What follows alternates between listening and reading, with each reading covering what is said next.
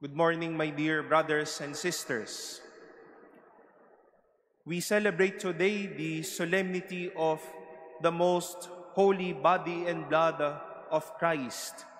Sabi ko nga po, isa sa mga bagay na alam po natin na tinatawag na Corpus Christi Sunday. And to begin our reflection, you know and we all know that we give our best, or shall we say, we do everything we can when we have something valuable and precious. Inaalagaan po natin yung mga bagay na mayroon tayo dahil alam nating mahalaga ito sa atin.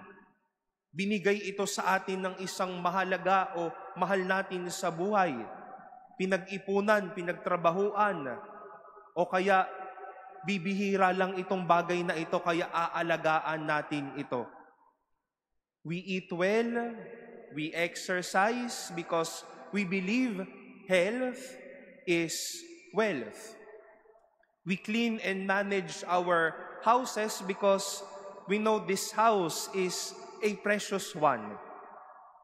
Inaayos po natin yung sarili natin kapag haharap tayo sa tao, when we go to Sunday Eucharist, when we get to go along and go to our schools and places, dahil mahalaga po yung pangangatawan po natin.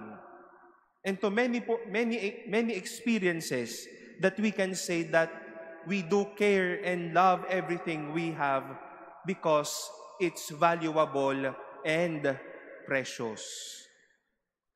We celebrate today the solemnity of the most holy body and blood of Jesus.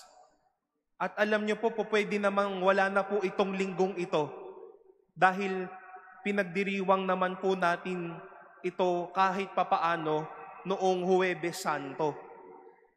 But this day was specially given to us to remind ourselves that the Holy Eucharist, which we always celebrate, maybe many of you every day, every Sunday, is Jesus' holy and totally present soul and divinity, humanity and everything, is valuable and precious in our lives.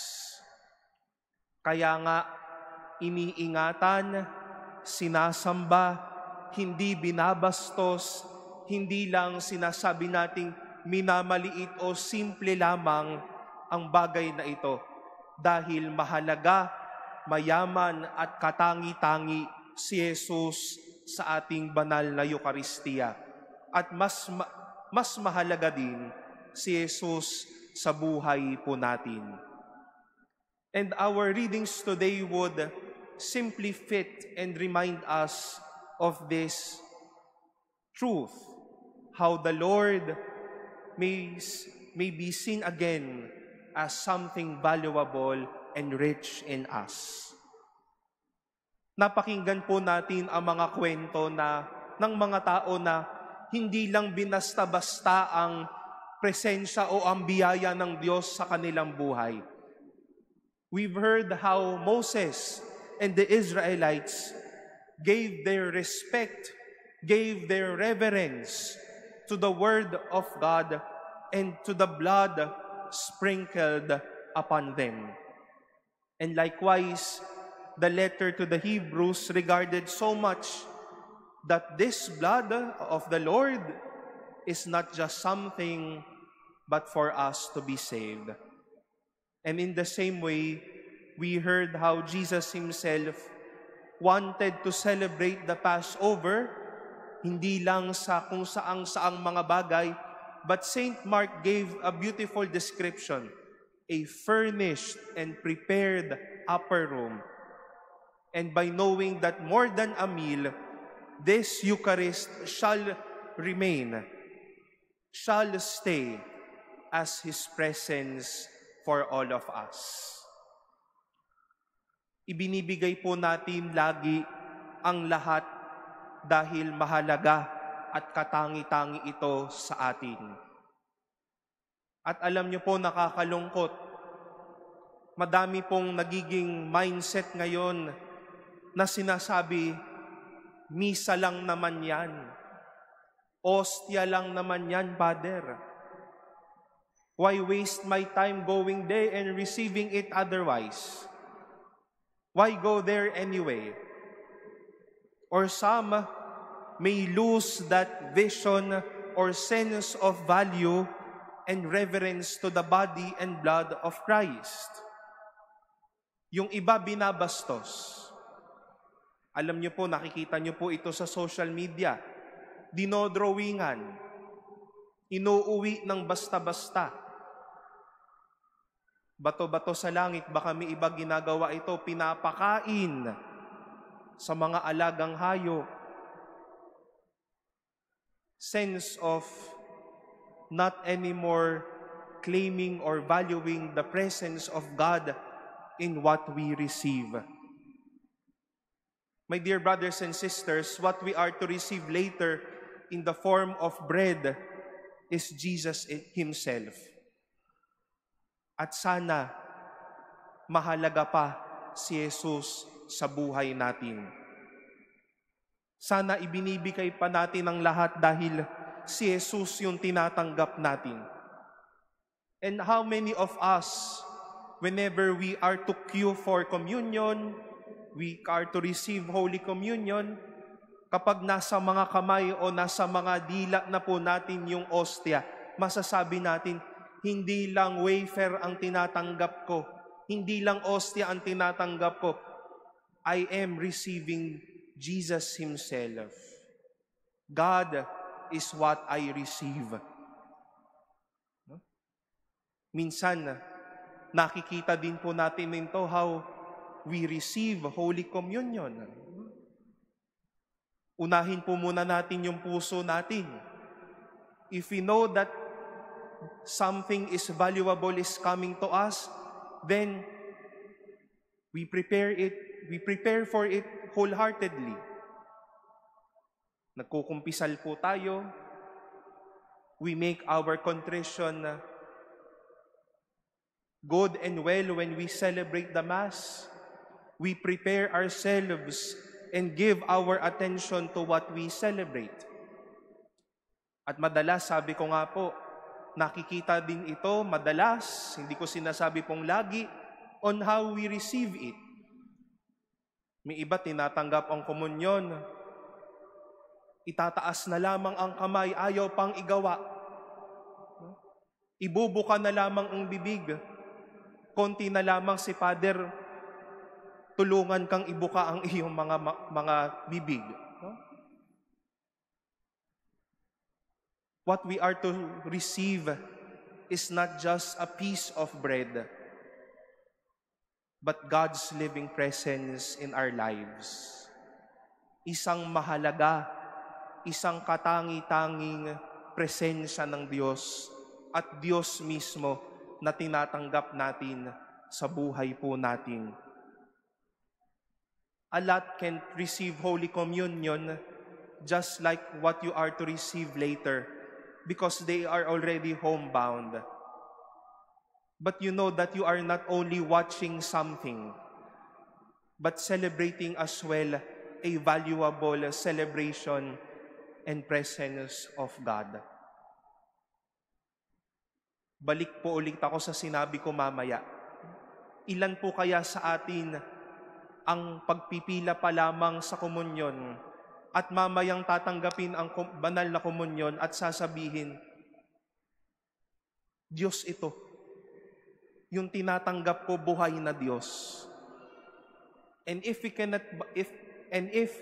we have to realize that, masasabi din natin na may Diyos na buhay na kasama ko sa oras at puntong ito. Kung usapang pagpapahalaga po, siguro po kanina nung kayo ay pumapasok dito sa Manila Cathedral, one thing that maybe have gotten your attention is that flower carpet at the back of the cathedral.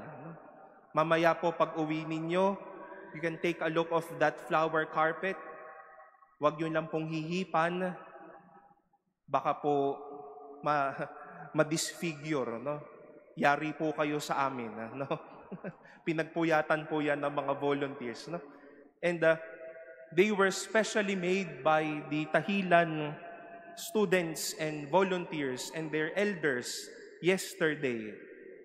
And sa ilalim po ng mga design or flower carpet na iyan, sinulat po nila yung kanilang mga intention. And we pray especially for them. And you know what is one thing that really touched me is this. Hindi lang po sila nag-design ng isang flower carpet because of the Manila Cathedral, because they have the guts and the talents to do it. But they know for a fact that it won't only be Cardinal Joe or Monsignor Rolly who will be stepping on that carpet. It will be Jesus who will be stepping on that carpet, who will be seeing that craft of art that they have done for the Lord. At alam nilang mahalaga si Jesus, kaya ibinigay nila oras, ibinigay nila yung talento, ibinigay nila yung lahat para magkaroon po tayong na magandang carpet na iyan. Every time that we celebrate the Mass, we know that we are to receive and we are to encounter a valuable person. That is why look at around us, look at you. You dress yourself properly. I dress myself properly as much as possible. We hear beautiful readings, we prepare songs, we have valuable and even beautiful vessels or vestments for the Mass. Not because we have the capacity to have it, but because what we celebrate, whom we encounter, we love and we value so much. At mayroon po tayong linggong ito ng kapistahan ng katawan at dugo ni Kristo para ipaalala muli sa atin na mahalaga ang tinatanggap po natin at sana mahalaga sa puso ng bawat nananampalataya si Jesus sa banal na Santisimo Sakramento. Kung pong nakaraang linggo, ipinaalaala ko po sa inyo o pinaalala sa atin na may Diyos. Itong pinagdiriwang po natin ang isang konkretong paalaala na may Diyos sa tinatanggap po natin. Hindi basta-basta, hindi minamaliit, hindi binabastos. Kundi po ginagalang, binibigay po natin ang lahat at panahon.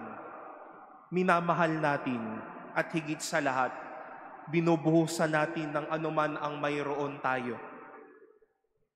Baka po kaya nawawala na yung paggalang sa tao dahil nawawala na yung paggalang una pa lamang sa presensya ng Diyos sa banal na Eucharistia.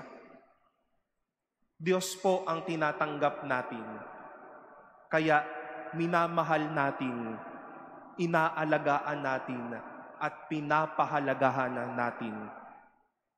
As we receive the Lord, whenever we celebrate the Mass, let us love it, respect it, take care of it, receive it happily, and most of all, know that what we are to receive is God Himself making His home in our lives and in our hearts.